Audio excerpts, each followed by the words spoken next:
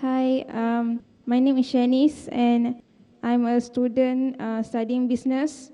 I'm actually curious about LGBT, which refers to the community of lesbians, gays, bisexual and transsexuals. So what Islam's point of view of this issue? Because I used to believe that we have to accept people regardless of their sexual orientation. So after I study some information about Islam, I know that Islam rejects this. So I want to know further about this issue. Thank you. Sisters asked the question, what is the Islamic view on homosexuals, on gays and lesbians? The ruling is that Allah says in the Quran, in Surah Araf, chapter number 7, verse number 81, do you prefer men in preference to women? That means telling to men that do you prefer men rather than women? Homosexuality is prohibited in Islam. Regarding what about people who are homosexual? There's an article that came a few years back, homosexuality is genetic. And when this article came, people asked me in the question and answer session, if homosexuality is genetic, then who's to blame? The person is not to blame. It is Almighty God, correct? Later on, it was found that this is totally false, and the person who propounded this, he himself was a homosexual.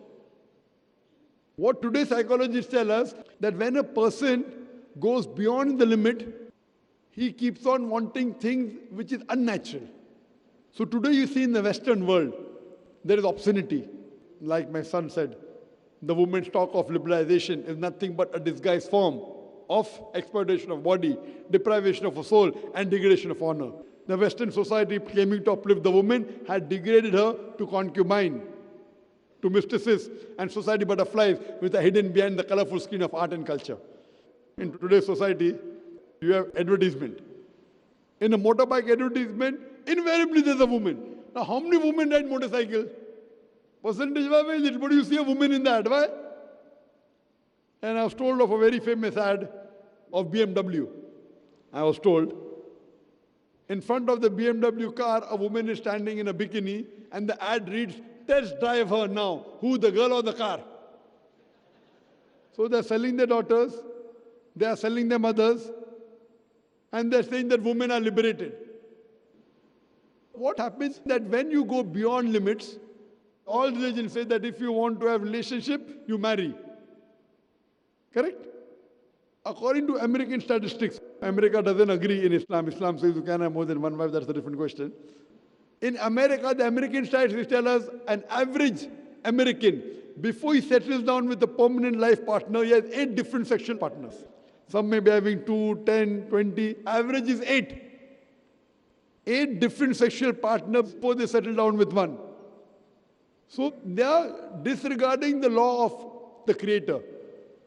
Do you know, according to American statistics, every 12th person you meet has committed incest. Incest means having sexual relationship, brother and sister, son and mother, father and daughter. It's absolutely nonsense. Because they get so open, etc., they deviate from the natural path, so they want things which are different. So when they get so much used to it, having heterosexuality, they start homosexuality. It is not genetic, it is based on the things which you do, unnatural things. Psychologically, you want something different, then you go to homosexuality.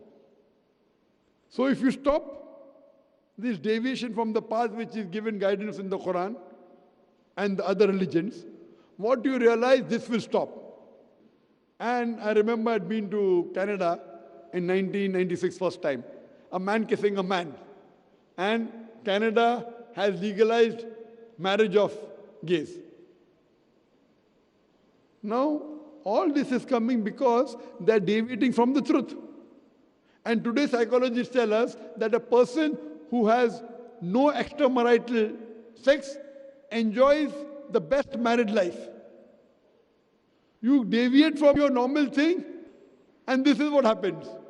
So that's the reason if you follow the commandment of Almighty God, all these things will not happen. Therefore in Islam, homosexuality, gays, lesbianism, everything is prohibited.